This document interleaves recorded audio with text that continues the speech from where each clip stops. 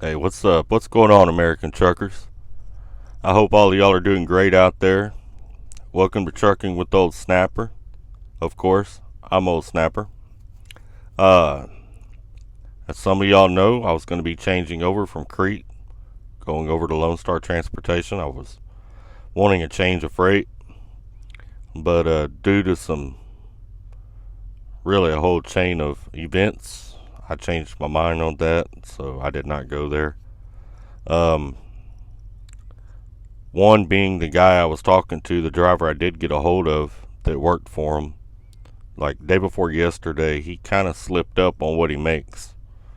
And he told me, he said, well, on a regular week I take home 800. If I run hard, I'll take home 1300. Whoa, that's like, on a regular week, I take home a grand or more here. That's messing around, you know. If I run hard, I can take home a couple grand here. So you're way, way off on pay. Um, which kind of shocks me. I mean, it shocks me that dry box today, you know, I have a tanker as well, and I looked at tanker companies a while back. I make more in a dry box than tanker companies are paying. I make more in a dry box than most flatbed companies are paying. So it kind of boggles my mind that guys are running flatbed or tanker, because I wouldn't. Not for less money. Uh, but anyway, I kind of blew it off a little bit because I was like, oh, maybe that's just him. Every driver's different. And then I found out they didn't pay per diem. So, well, that kind of sucks because I like per diem. I know some drivers don't. I've had per diem for 20 years. I like per diem. I worked in per diem type jobs before I ever started driving trucks.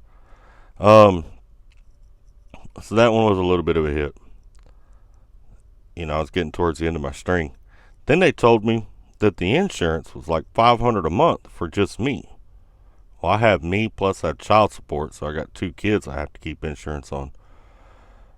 That was a gasp. I mean, I was like, whoa, hold on a minute, killer. I'm gonna make less money. I'm gonna have more insurance, no per diem. Now we're getting into a realm where I might be making a mistake. But I was really excited and wanted to change the pace, so I was gonna go do it. And they got APUs.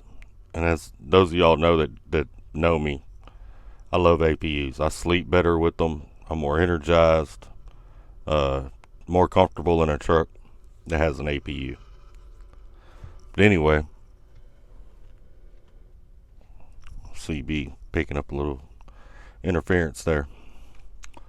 But anyway, I was supposed to catch a ride with a guy from here in Dallas today and go up to Gainesville. It's alright. I called this gentleman this morning, and he's an older gentleman. And right off the rip, he's got an attitude. Now, mind you, I done packed my whole truck and everything up. I got it all sitting up front. Everything's ready to go. All I got to do is wait on him to come get me, take everything out, put it in his vehicle, and head up there. Well, when he popped off with an attitude, it was like, all right, never mind. This is too much. Maybe there's a reason all this stuff's going on, and I shouldn't go there. So, that was the last straw. I said, that's fine.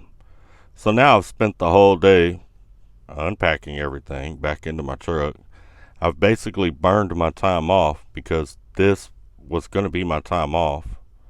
So now I got to run another 3 weeks at least before I can go home once I come out of here. So that will put me out 4, 5, 6, 7, 8, about 8 weeks before I will go home. 2 months. I don't like running like that. I've had some emails. People that have followed me have asked why I want to leave Crete or why I look at other companies. Let me get into that. All right. Number one, Crete's not a terrible company. By no means. All right. So it's nothing like that. All right. One's the Opti Idle. I don't like it. I hate it. A couple of reasons are reasons that I cannot put in this video. Um,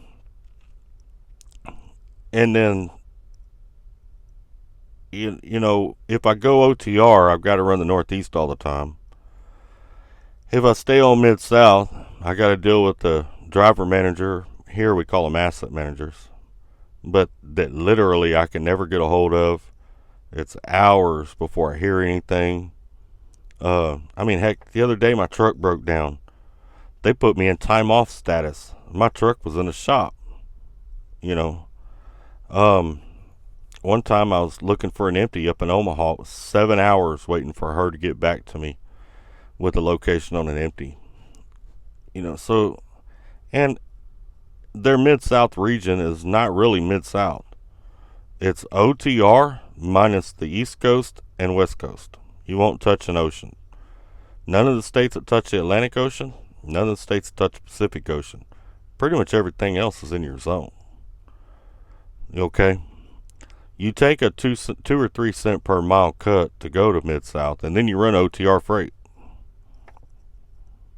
So basically it's a gimmick. You know, I mean, just call it for what it is. Don't get mad, Crete. I mean, I'm telling the truth. That's what it is. It's a gimmick. You know, they're going to take advantage of the guys that don't want to run I-95 between Washington, D.C. and Boston. They're going to tell them, all right, yeah, we can put you on Mid-South, take a 2 or 3 cent per mile pay cut, run the same freight you've been running, just don't run there. Some people it's worth it, some people it's not. But that's basically my issues with Crete. But Crete is a great company. I mean, I'm not saying Crete's bad or anything like that. Man, I've worked for a lot of companies over the years, and Crete is the second best company I've ever worked for, ever. You know, so I have nothing bad to say about Crete. Now, they're very, I don't know. I heard a driver say one time they're kind of stuck up. They are a little bit, you know. They have their ways, and you're not going to change them. Whatever way they think, that's the way it's going to be. You know, it's kind of like APUs and Opti-Auto. Dude, I've sent emails about it to upper management. I know other drivers who have. Trust me, that's not changing. Period. They're not going to, you know, unless they decide it, it's not happening, you know. But anyway, I'm here in Dallas, redoing my truck, getting everything reorganized. I was going to do a video on how I route my cable, which there's nothing really, I'm not a professional at it, but I was going to do a video on how I route my cable, my coax for my, my CB. It got dark on me, so I didn't get it done. I might go ahead and do one tomorrow on that, how I routed my cable from the mount up to the CB. There's 5 or 6 different ways of doing it, so you know, and every driver is a little different. Some drivers just run them through the door, close the door on the coax. I mean, I've seen guys run it out the window and they leave their window just barely cracked all the time. I've seen so many different ways. Running it through the firewall, running it down and through the frame and around. But when you do that, you got to take parts of the frame off. But anyway, I might get into that tomorrow. Maybe make a little video on that and put it out there for you guys who are looking for other ideas on how to route your coax. I got to get back to unpacking, getting the rest of my stuff reorganized in a truck. And then I'm probably just going to say the hell with it and tomorrow grab a load and get on out of here. You know, who needs time off, right? That's what we live out here for. Anyway, y'all guys have a great night. Stay out of trouble. Stay safe. Remember, we are all a family out here. If you see old Snapper, hit me up, man. Don't be shy. Don't bite. I'll say what's up.